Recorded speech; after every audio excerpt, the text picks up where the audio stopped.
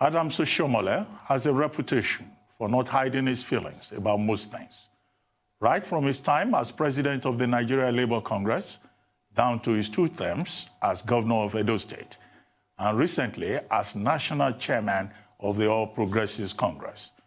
With the former governor now back to base and fully backing a former political adversary against a recent political ally, the forthcoming governorship election in Edo State promises to be as keenly contested as any other in recent memory.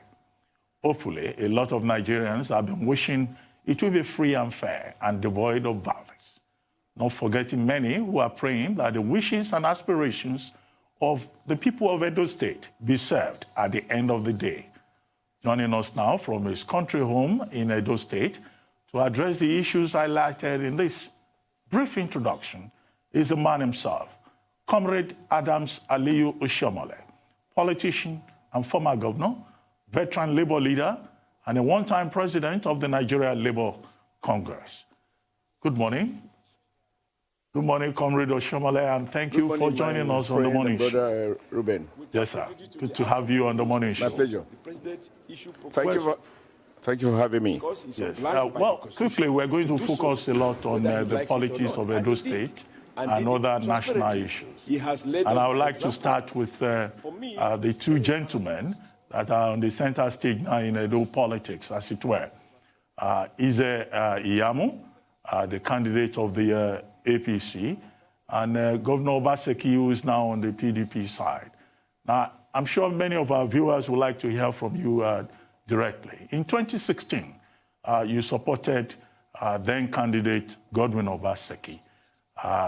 Of course, you opposed Ize Iyamu, and you had a lot of uncomplimentary things to say about Ize Iyamu at that time.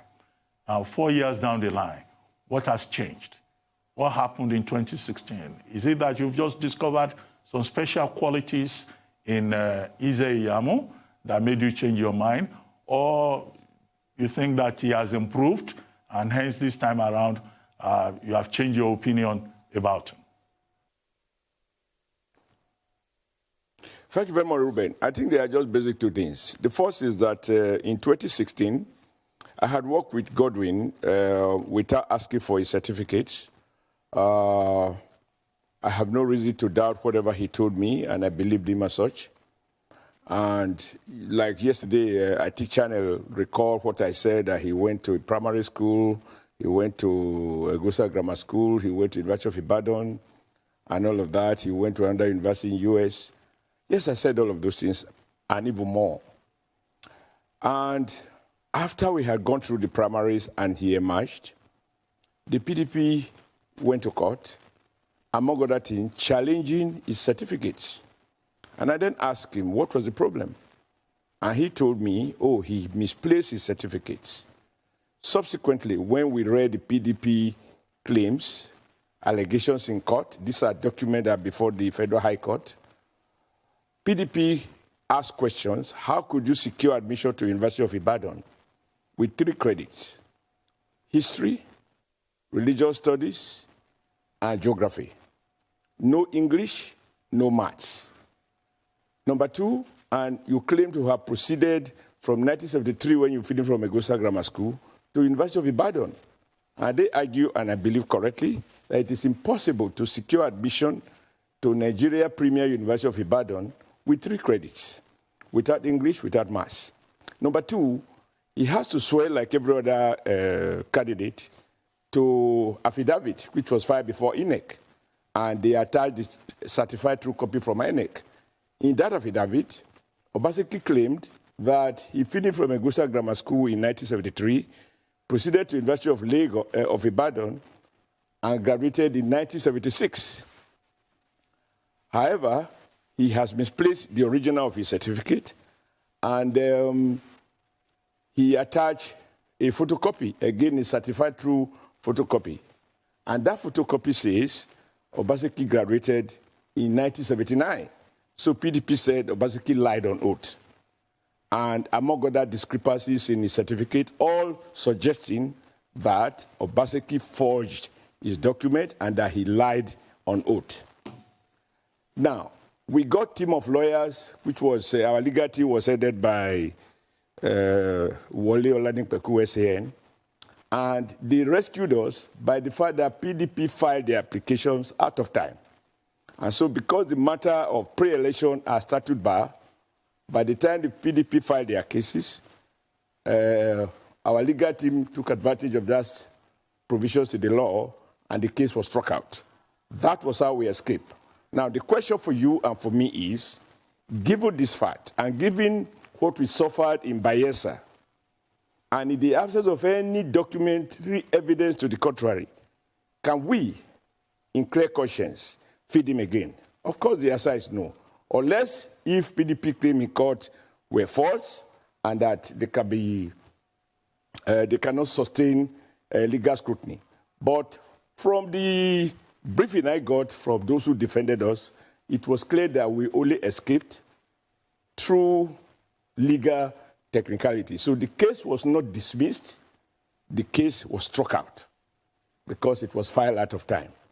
So that is one. Number two, I did make promise, like every person, when you endorse someone, and this is where sometimes, I have challenges with our conversations. Not with you now, Ruben, by the way, by some other reporters. Everywhere in the world, you don't even have to be a politician to endorse somebody. And when you endorse someone in Nigeria, you say, oh, you are becoming a godfather. In endorsing somebody, you will have to say why you think this man is better than the other person. I endorsed Obaseki because we had worked together. We sat down and I said, we are not going to do token project. We are not going to spread our resources thinly such that we will not make impact anywhere. We are going to give it the very limited resources we have.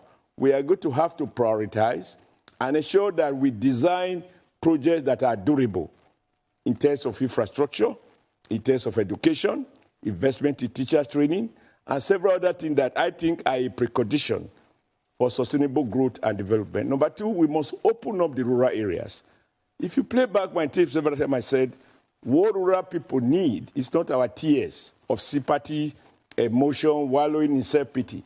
What government must do is to open up the rural areas, not through what I call standard roads, because to be rural is not to be inferior. And we constructed standard road across several local governments in Edo State. I cannot think of any local government that did not benefit from standard road. And of course, we made massive investment in the flooded Benin City because we got studies that suggest that unless we deflood the city, create major drainage, reclaim the moat, Benin City will sink. With more and more rains every year, the problem of flooding can only get worse. And on the basis of these studies, we established that we have about 21 basins in Benin. And we saw that Benin was an area you can't go during rainy season. And we started in earnest to invest and reconstruct, deflood the city and all of that. And at the end of the day, we are able to create what everybody can see. The airport road, 6 lane, Urban Market, 6 lane, Siloko Road, 6 lane, Upper Siloko up to Channel 5, 6 lane. We expanded the Akpakpava Road, created drainage under it, created sidewalk, and we decided as a matter of policy that the problem of Nigeria is that when we travel abroad, we go for shopping, we see good things, we are happy, but as we are coming back home, all that we bring back home is the shopping bag. The ideas, the things we see, we don't come back with them. There is nowhere else, Ruben, where roads in a city with huge population are constructed without sidewalks. You do not have a city where at 6 p.m. people are expected to go and sleep because there is no street light.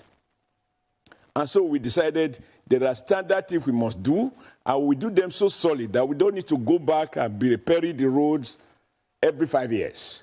And I'm proud that even the road we constructed 10 years ago, you still won't find any potholes there. And these are things that we discussed. He was my advisor.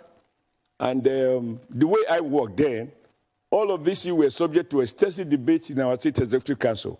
We agreed to make massive investment in rebuilding our public schools. Because what has happened over the years is that successive government divest from public education. In fact, I used to say they privatize it by default. So if you want your child in a beautiful school, he must go to a private primary school, a private secondary school, and even a private nursery school. We introduced what became known as the Red Roof Revolution, in which I said, and this was approved, that we are going to ensure that our schools have the same appeal or even better than public schools, and we'll ensure that we have standard desks, abolish the idea of cramming students on benches, and we'll replace the blackboard with whiteboards so that teachers don't have to wash their clothes every day. And of course, the students too, who take classes with ceramic tiles on the floors, aesthetic ceiling fans, etc., they will have the same level of pride. There were a couple of things that we tried to change in terms of the way infrastructure is done. Now, our campaign, I was proud to tell the people that this man has been part of this team. He will build more schools because we haven't finished the schools. And no one government will finish it. In any case, our population is growing, so we need to continue to build schools. Sir, if you can hear me, we'd like to ask more questions. We'd like to ask more questions. Yeah? Okay. Finally, I've been trying to get your attention. You've spoken extensively about the person of Governor Godwin Obaseki, and you have apologized to the Edo people for endorsing him 4 years ago. However, 4 years ago, you also denounced the person of Pastor Ize-Iyamu. You said he was not to be trusted with public funds, amongst other things. Now he is the candidate of your party in the forthcoming elections. Can you guarantee that the money of the Edo people is safe in the hands of Pastor Ize-Iyamu should he become their governor? And how much of a damage control do you think you need to do for this election? No, I believe, my dear friend, that the electorate knows a little more. I mean, it is not unusual, whether in Nigeria or anywhere in the world, for you to say something about a politician and find that at the end, some of those things are not exactly correct. First and foremost, nobody should expect me as the governor on the platform of APC. To the extent that everywhere in all the world, you will say there are different groups. It's not like that. We do apologize for the interruption. Please go ahead. You were saying. The leaders of the party. Please continue, sir. Now, you do not expect me to campaign for a PDP candidate, because Pastor, for some reasons, felt that he may not get our ticket, and so he went to join PDP. And so I couldn't, it is not possible for me to campaign for him. Now, if I am marketing my own candidate, if you are promoting Arise Television, I should clearly do and do beautifully well. You cannot use the screen of Arise Television to promote another electronic media. Obviously, that doesn't just happen. Number two, there were things I was told by people around me, because I didn't live in Edo State. I grew up in the north. And I was told, for example, Pastor didn't go to law school. Now I know that that is not true, because we have seen the register of those who graduated from Nigeria Law School, and it's there. So there were facts that I was given that were not true. Now, the issue whether you can entrust fund or not entrust fund, that was an opinion. Pastor has never been, he has never been a governor, so I can't accuse him that when he was a governor, he had done this, he had done that.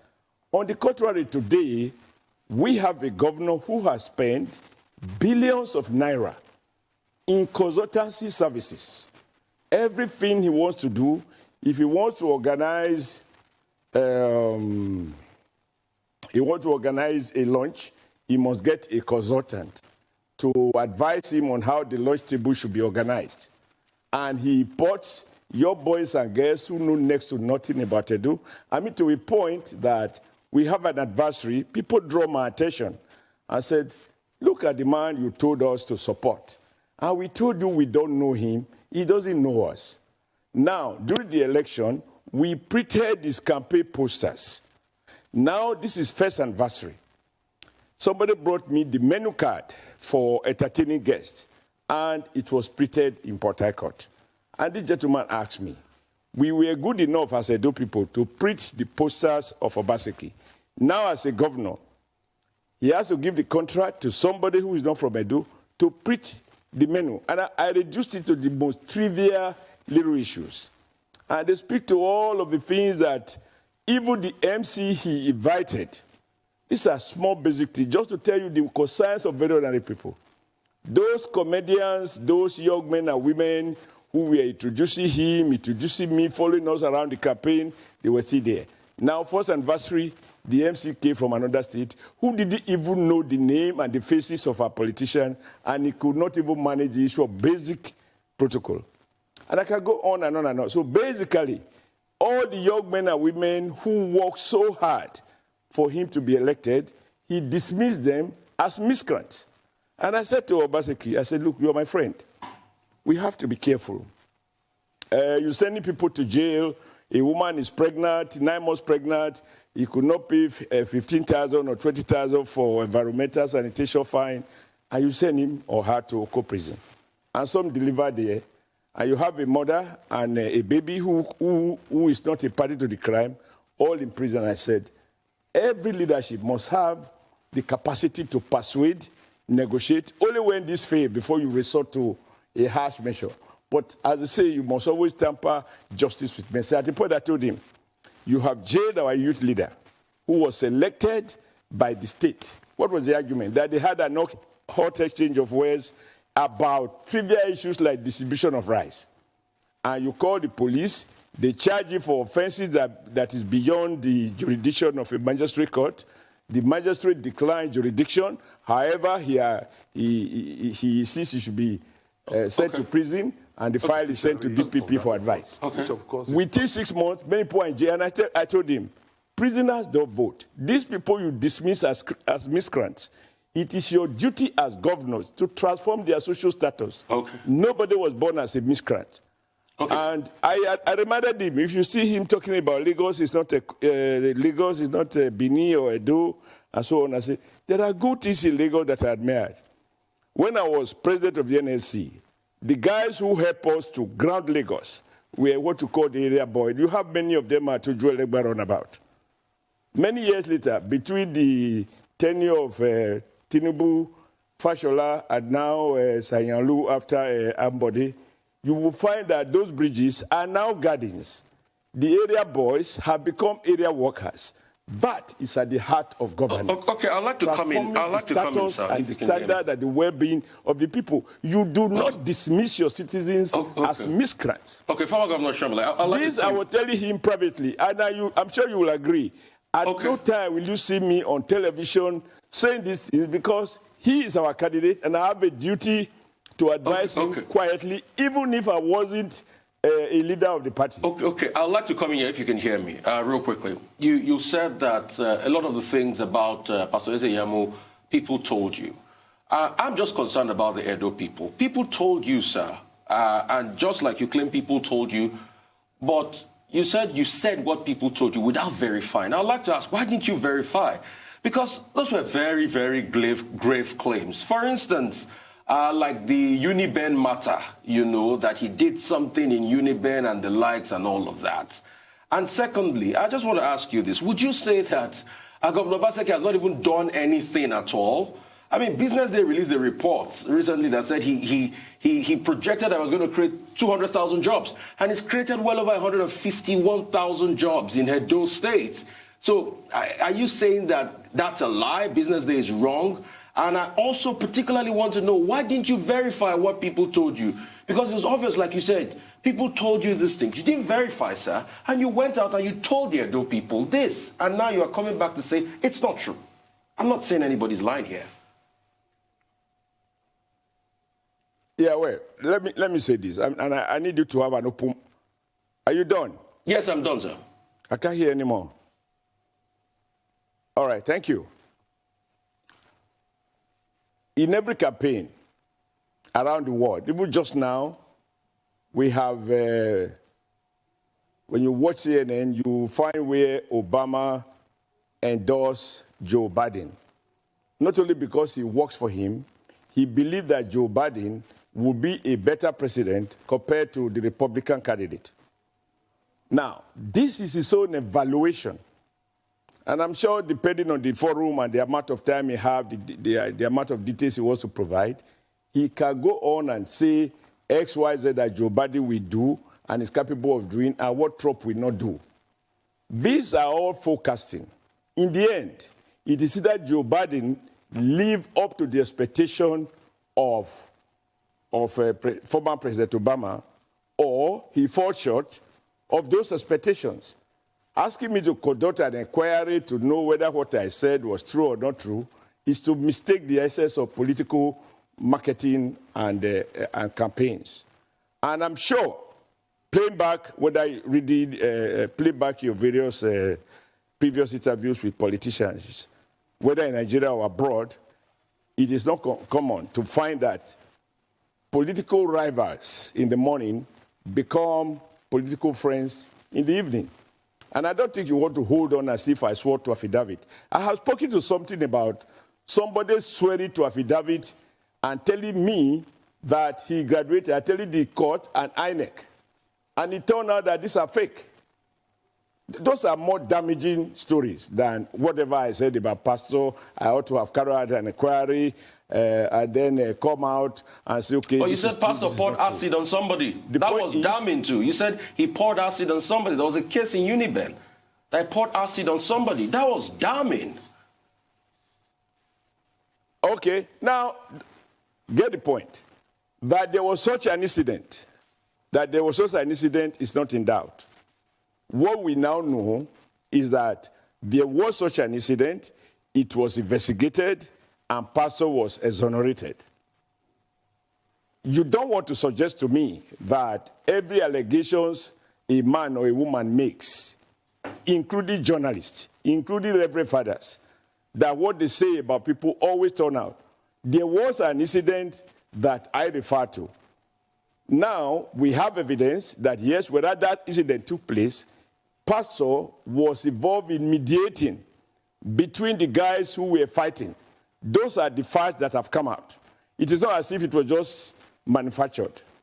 Well, Comrade, sir, let me ask you. But again, I don't think you want to reduce the conversation because I think we do need to speak to the issues now. Yes, we will quickly. But what are the issues in this election? Yes, I just wanted to... Because you are going to emphasize so much about what I said about Ezeyamu. You also have to emphasize what I said about Godwin, which now has turned out that Godwin was just like, what do I call, I'm sorry to use this word, a green snake in a green grass. He didn't believe in what we were doing. He didn't accept those standards of job we were doing. I mean, I saw earlier you were discussing Azura power plant project. Yes. You know, I was the governor of Edo State when Azura power project was started. I signed the certificate of occupancy and used our own infrastructure to, as part of our contribution so that we have a share in Azura power plant. I mean, I'm not diverted to it. But just to say that there were many other things we did. We created an environment where a number of Chinese companies came to locate in Edo State. I didn't have to go and celebrate MOU. What they need was government provided the enabling environment, provided the infrastructure, which I believe we did. And today, those companies are flourishing. They are not, they are producing iron rod from scraps. They are producing ceramic tiles and several other products. Well, Comrade, so I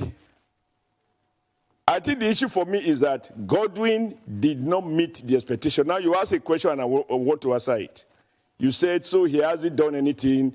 Business Day says he created 150,000 jobs. My dear brother Ruben, you know that all these sponsored awards, every governor in Nigeria has gotten an award from all the major newspapers, only for them to write editorial the following day condemning poverty of leadership. You then ask the question, how come that people you so celebrated, if Business Day or indeed any other person claim that Obasanjo created 150,000 jobs, did he go on to state in which sectors of the Edo economy these jobs were created? You just throw the figure. You are asking me now to do investigation. Have they carried out investigative journalism and identified those people? And there's a one simple way you can identify that. The number of people paying taxes. Do we find that we have more employees on pay as you earn, suggesting that there are now more people working, earning income that are taxable and therefore known to the taxpayer. On the contrary, a guy who was an executive director on pay as you earn said all the effort they have made, the number of people pay taxes keep dropping, which means more and more people were becoming unemployed. You have to be employed and earn to pay tax. So even the number of paid taxes is a pointer as to whether or not new jobs are being created. So I put it to this day that, to business day, that was not his best business. But you will agree that virtually every 36 state governor in Nigeria have collected the award from all manners of people. We also saw it in the banking sector, where 50 rating we rate back A as on that note, B++ as so on. Oshiomhole, and when Sanusi came in, we find that many of the banks were empty. On that many note, have Comrade collapsed, Oshiomhole, we need to take a short break. At the MDs, some have gone to jail.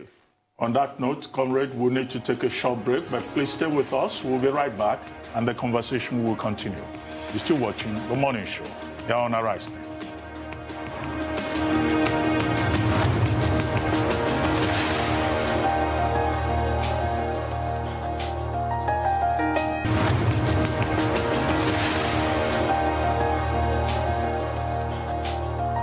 Welcome back to The Morning Show here on the Arise News channel. Our guest is still Comrade Adams Ali Oshiomhole, politician and former governor, veteran Labour leader, and a one-time president of the Nigeria Labour Congress. Thank you very much, Comrade, for staying with us. Now, I need a clarification, and then the next is a follow-up question about the issues that you say you would like to focus on. You described Governor Godwin Obaseki as an MOU governor, a Memorandum of Understanding governor. Now, that's new to Nigeria's political lexicon. For the benefit of our viewers, this is an opportunity to clarify what that means. And then beyond that, how confident are you that the people of Edo State have accepted your apology and that it will be easy for Pastor Eze Iyamu to become governor and beat the incumbent governor? Oh, well, thank you very much. I think this issue of apology has been overemphasized. If you write a referral to an employer, telling the employer that, this employee, I'm introducing to you, is an honest man, hardworking, productive, reliable, loyal, and then a few years down the road, the employer draws your attention to the fact that this guy is neither competent nor is he loyal, and he lead evidence to show that he has mismanaged the equipment put under his care and is churning out inferior products. Now, because you did write a referral, you simply tell the employer, I'm sorry. I don't think you want to take it beyond that. Apologies to Edo people were just to say, in endorsing this man, I had made the assumption that being part of my administration, that he will sustain. If you play back, talking about what people say, I think we have to have a holistic playing back. The day Obaseki was sworn in, he spoke glowingly about the solid foundation that my administration built, established in Edo State, and that he was going to build on it. What was this solid foundation? It was solid infrastructure in both the urban and rural areas, and massive investment in education and in healthcare. Now, if you listen to Obaseki yesterday or a few days back, he will talk about Edo was just like as if we were already in a valley when he took over. Nothing happened until he came in. I think you also need to hold him to some of those statements. But more importantly, I think Edo people recognize that I'm human. I assume, and there was a basis for that assumption, because he worked with me. Now, someone worked with you, and he appeared to believe in what you are doing, particularly when Edo people own up to those projects. There was a sense of ownership from the Oba of Benin to the ordinary street man in Benin and the elite in Benin to Eastern Central, Edo Central to Edo North. There was unanimity about the quality of my stewardship. And there was no better evidence of this than the fact that in 2012, in my second term, I won in all the 80 local government areas, scoring 76.4% of the total vote cast. So that was a huge vote of confidence. And I believe that anyone who has worked with me, having seen this political dividend arising from our stewardship, he will continue from there. Now, I never sent anybody to jail. If we did jail people, they were armed robbers, they were kidnappers, or they were murderers. I did it for political reasons, send anyone to jail because we have political disagreement. Number two, I work hard to empower very young people. And I want to say with all humility that, to my credit, I can point at those who were doing virtually nothing, who today are homeowners in Edo State without stealing public funds. Government has to create environment, enable environment for citizens to prosper. Now, when you see a governor saying, how can this man have this hotel, this one have that hotel, that one is not a professor, so you are envious. Now, you have a governor that goes to court to say that, and this is why it is very easy. Obaseki cannot even win he can't even win his own local government. That an Edo man, in this particular case, a Bini person, who was appointed as chairman of NDDC, because he didn't like his person, he protested to the president that the person was not, it is not the turn of Edo people to produce the chairman of NDDC, which Edo has never had since the inception of the organization, as well as a commissioner in the commission. Those two jobs have been lost. And why the Oba of Benin, who everybody in this state respect, did a letter thanking the president for appreciating Edo people and making one of his own sons as chairman, his own governor was doing petition, co-signing with other PDP governors, saying that he does not approve of it. And today, Edo has lost those positions. There is no way you are going to talk to these Edo people that this man mean well for the average Edo man. Godwin in the last election, because this is not just about forecasting, you have to look at past. I delivered in 2016, 2019, I warned Governor Obaseki that the way he's spending his time fighting people, threatening to crush. You saw him yesterday saying that he has immunity, he and his deputy have immunity, and therefore they are the only two people who are above the law. Anybody who does anything that irritates him, he said he will arrest. When you talk to people like that, people are not stupid. Edo people are politically enlightened. And today, Bini, when it rains for 10 minutes, Bini is completely flooded because, am I on or you are on?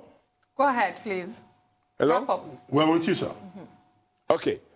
Today, when it rains for 5-10 minutes, Bini is completely flooded.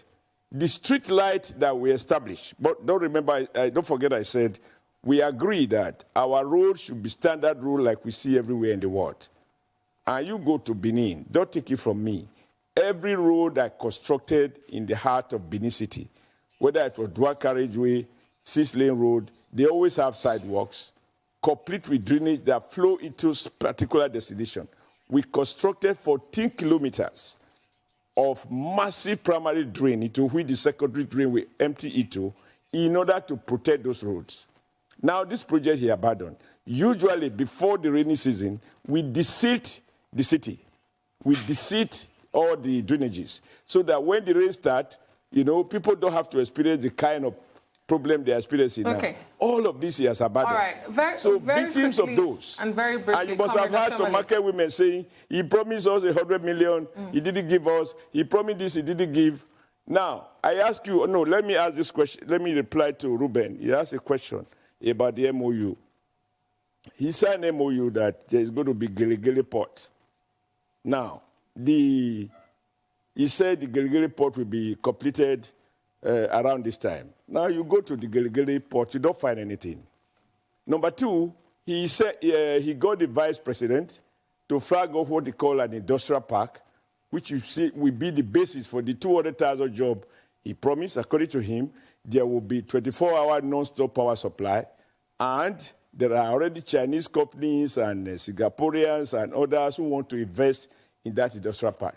Our vice president flew in from Benin, from Abuja into Benin, and did what they call groundbreaking. I just invite you, don't take it from me. Your reporters are here with camera. Let them go to that place that the vice president, after listening to all the fine speeches by the governor, and I was present, how he praised the initiative and so on.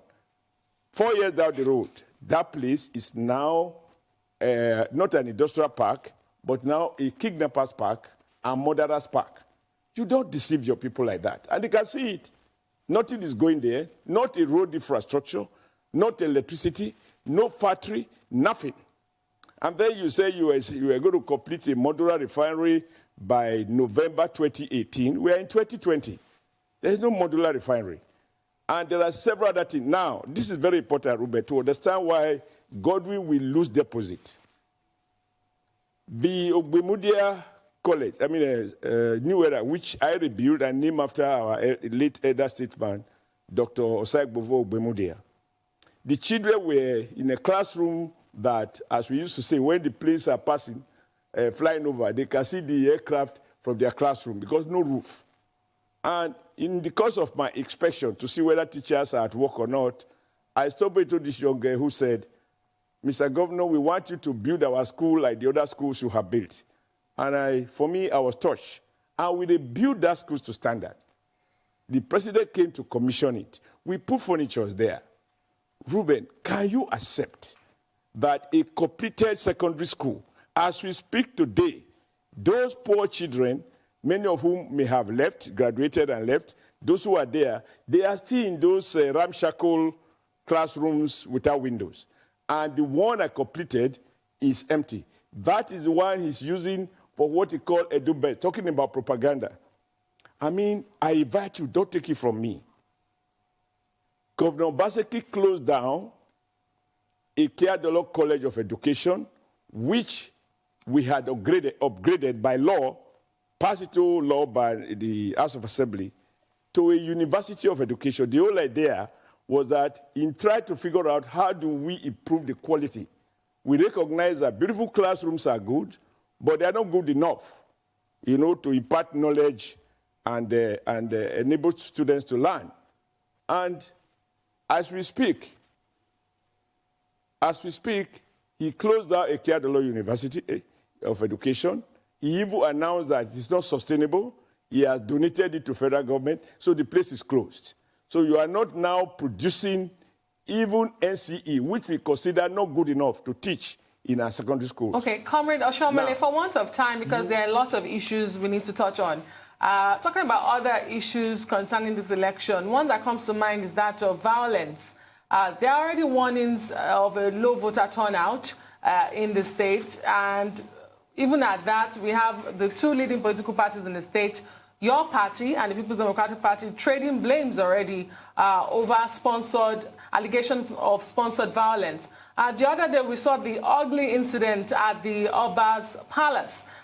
What is at stake in Edo State? How high are the stakes? And what is the length your party would go? Well, let me assure you, it is a stammerer who cannot win an argument that resort to fighting rather than debate. Obaseki knows he has nobody to vote for him. And so I want you, my problem sometimes when I hear questions like this from reputable electronic and print media, and you are reputable because you have all the records, is to say, beyond what I say and what they say, it shouldn't be, don't take it my word against their word. Do your own investigative journalism, for which you are very reputable, and ask the question, who shot at Oba's Palace? Who were those hospitalized? People went to Oba's Palace because the visit of PDP coincided with a ceremony where people went to celebrate with the Oba for the arrival of a new prince. And Obaseki went there to pay a courtesy call. Those gunshots, when you are paying a courtesy call, do you carry firearms. Now, Obaseki knows that to go and pay homage to the Oba, the standard practice, which I'm sure you'll be familiar with, is that you go with chinap or hot drink and kola nut. The issue of kola nut that I only speak indigenous language is not peculiar to Edo, but is very well appreciated, particularly when you visit a traditional ruler. Obaseki forgot those things. He put on his cap in the Oba's palace. No Bini man, no Edo man goes to the Oba's palace and wear his cap. It's part of our culture. You don't wear your cap. He did. Now, there were all those confusions there. Then your people started firing. Did they went home to bring those firearms? Or while you were going to visit the Oba, you carried talks to unleash violence? Now you're asking me, I have a track record. And I think no matter what happened, sometimes this is the aspect in which I lament, when people call me politician. I led protests against government as president of the NSC. Police sometimes shot and killed some of my supporters and followers. We never retaliated by asking anybody to kill anyone. In my last election in 2012, where I won all the 18 local government and defeated the Godfathers even in their ward, not one shot was fired. The election that brought in Obaseki while I was city governor, we did everything to ensure that there was no violence. What has changed that you are now referring to Edo violence? My campaign for one man, one vote was to dismantle and put out of business those who use bullets and rifles to conduct elections instead of ballot papers and PVCs. So I have a track record which I want to plead with you to play back. All the elections that were done under my leadership as governor, there was no violence. Now, before now, I had complained, and I'm sure it was in part of your news, where Obaseki said I should not come to Edo. If I come to Edo, before I come to Edo, I must get permission. Now, that is all right. It can regulate whether I need visa or no visa. But what you cannot accept is that when I then decide to attend a burial ceremony of a member of the House of Rep, I saw the visuals in electronic channels, Arise and every other electronic, where Obaseki mobilized people who are working with him, led by CSO, to the airport, and they unleashed violence. They were doing bonfire, and the commissioner of police told me not to land because Obaseki has mobilized talks. What can you, in all fairness, attribute to me? Wait, what can you attribute to me as Adams Oshiomhole, as someone who has ever relied on Togri? But let me assure you, we are not deceived. There will be massive voter turnout because people want to kick out an MOU governor and replace with one that will return us to IMAC. We said, don't believe them until you have seen it. So all this one, yesterday he spoke, and Ruben, you are the most outstanding, and I'm not flattering you. You know my views about you. You know what we could have done together, but for political tea that I didn't find myself in.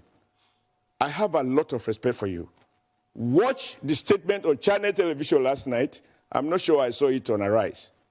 The governor said, and play it back, he said, I'm the governor. Between me and my deputy, we are the only people, two persons in this state who have immunity. We can do anything. And now we show anybody that I'm the governor. I will arrest anybody who do X, Y, Z.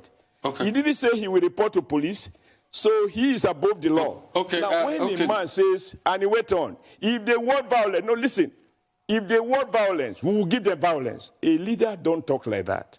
All he should say is that those merchants of violence, I'm pleading with them, whether they are in my party or they are in another party, they should take it easy. We don't need blood. We need ballot and PVC on election day. When a leader on television say we will give, and they were clapping.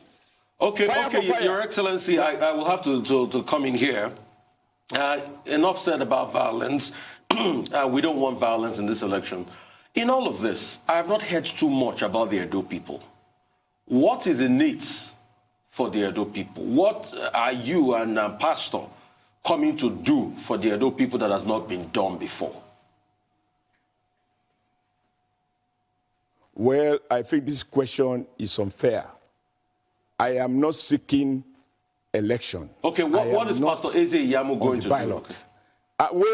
Wait.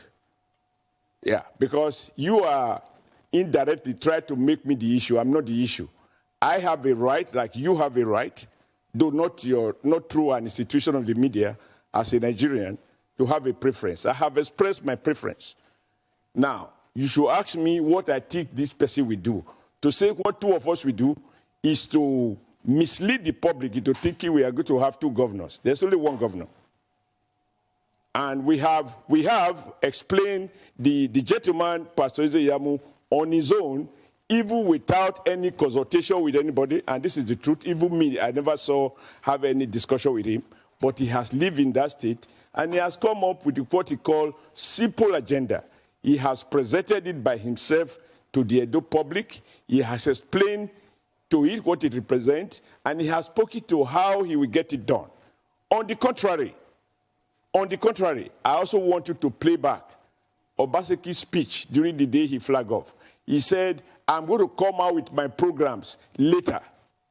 Now, gentlemen, do you launch campaign first before you tell the people what you will do later?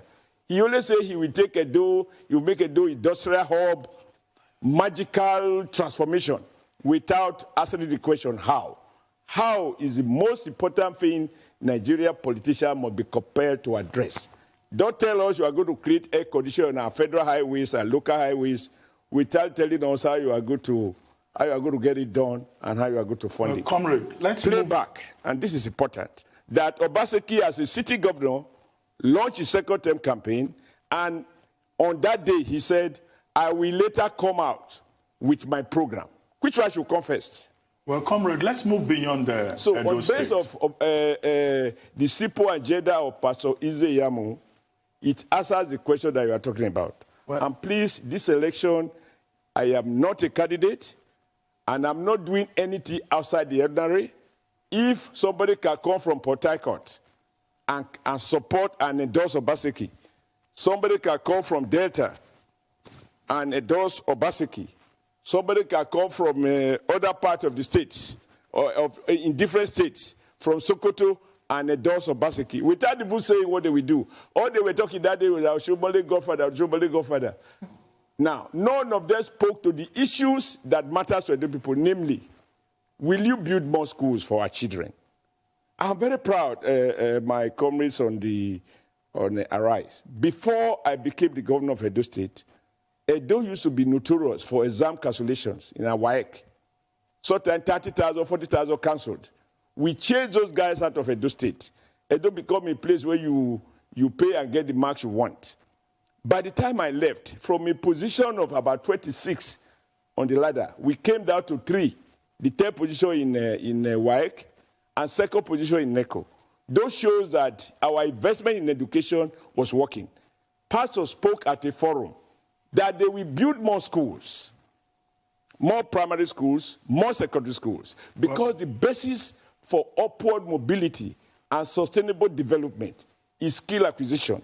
You cannot skill a man who does not have basic education. So I believe that he understands what the challenges are. He lives in the state. He's not like Obaseki, who came from Lagos to do what he did, and he's going to go back to Lagos by the grace of God on November 12th. Well, comrade, two quick reactions from our viewers. Which, in any case, as I know now, even that one collapsed. Comrade, he was bankrupt. Comrade, if I may come in here, two quick reactions from our viewers. Someone sent in a message saying, well, you can't say you know Eze Iyamu based on what you were told about him. That he had been chief of staff. He was also at a point SSG, and that he was the director general of your campaign during your second bid for office. And that's not a person you will say you were relying on other people's comments to assess at that time. And that secondly, it's been a few weeks since you left office as chairman of the ruling party, the All Progressives Congress. When you look back now, Are there things that you would have done differently?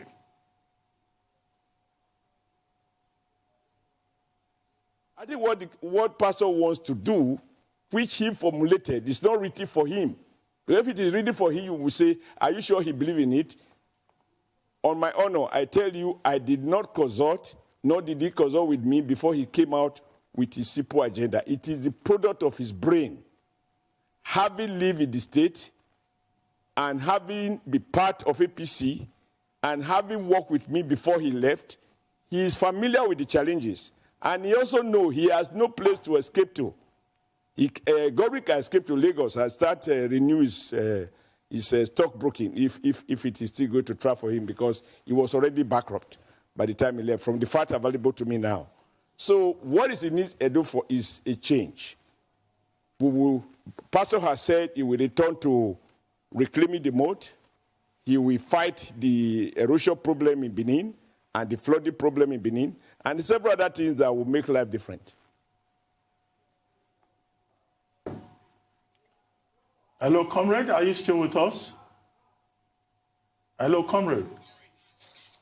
Yes, I had raised two issues in form of reactions by some of our viewers. The first was that you said earlier on that you relied on people's opinion about Pastor Eze-Iyamu in 2016.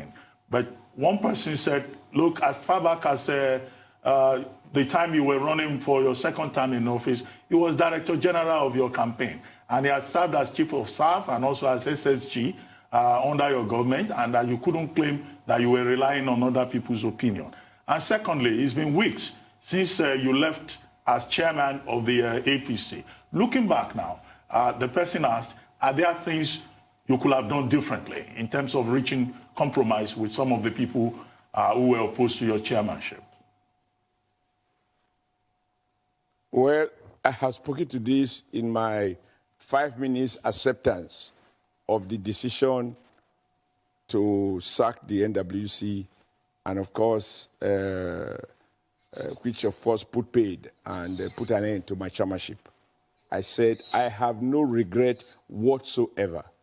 You know, Adeswa, one thing with Nigerians, the average Nigerians, including people like you who are not in politics, you want a strong leadership. You want things to be done differently. You don't want a situation where few people control our political destiny. Now, in trying to democratize and return the party to the party members, then you have powerful forces, few in number, but access to resources. Who will resist that? Whether anybody appreciates it or not, between President Muhammadu Buhari and myself, we agreed that we must return APC to APC members. And that is why we introduced direct primaries. We produced a membership register. And of course, there were people who were opposed to direct primaries. As a compromise, and this is something I couldn't really speak to, people say, how can you have direct and indirect? Because at the end of the day, some governors say they want indirect. And some of us, the president inclusive, said we want direct. That was why we did direct primaries for the presidency. Because in direct primaries, you can't bribe everybody. But with delegates, you can. So if I were going to return, assuming I was going to return to APC tomorrow as chairman, I will sustain some of those radical measures which some people were not happy about. I do not want a tenure that is not eventful. I want to drive changes. And the slogan of my party is change. If we thought this were perfect, why do we talk about change? We must continue to change the way you do things, continue to improve on them. There's what Ward Obama said. He said, something may not be perfect, but he just liked the word better.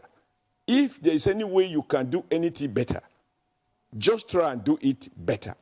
Now, I do not regret the fact that I had the courage, along with my colleagues in the AWC, to disqualify a serving minister who publicly said arrogantly that he didn't do NYSC, and that being a minister is a greater service to the nation than NYSC.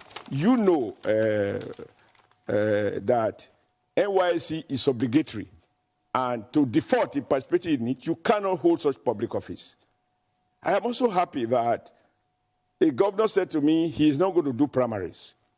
So we're in the Southwest. He's going to do his own primaries, even when the constitution of APC is so clear that only the National Working Committee can organize primaries. He went and did his own primaries, announced it by himself. We did our own primaries, and I insisted it's only the one we did in line with the constitution of APC that will be upheld, regardless of the power behind the other guy. And, of course, I'm aware that when you stand on powerful toes, of course, they will fight back. But I had no illusion that I was going to be a live chairman. No. The person who invited me to bid for that office was the president. And I thank him for the support he gave me, and he's standing firm.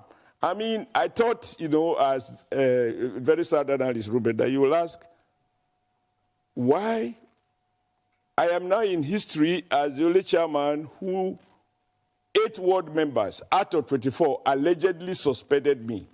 And that was the basis for removing someone who was elected in a convention of several thousand people. I decided I'm not contesting it because my understanding of loyalty, particularly when you hold office of trust, whatever has happened belongs to the past. And I can't do things differently. Some people say, when you occupy this office, I've seen some analysts say, Comrade ought to know that social people are powerful, social governors are powerful, how can you do what? Are the laws made for the powerless? I do not understand it that way. In any case, from the age of 18, I have been fighting power. If power is abused, I ask God to give me the courage to confront power, possibly to defeat power when it is abused. But some people say, no, if you want to survive, you have to. Why do I want to survive just for survivor's sake? Even when I was earning I was a daily paid worker. I put the job on the line to fight for what I consider to be unjust. Thank you. But I don't want to discuss, and there will be a day to discuss all of that. But let me assure you, I do not regret anything that we have done, because you cannot change Nigeria without offending powerful people. Well, thank you very much, Comrade Governor. Thank you very much indeed. More questions are still coming in from our viewers, but that's all we'll be able to take on this marathon interview that we have had with the former chairman of the ruling party in Nigeria, the All Progressives Congress. Thank you very much for joining us this morning, Comrade Adams Oshiomhole.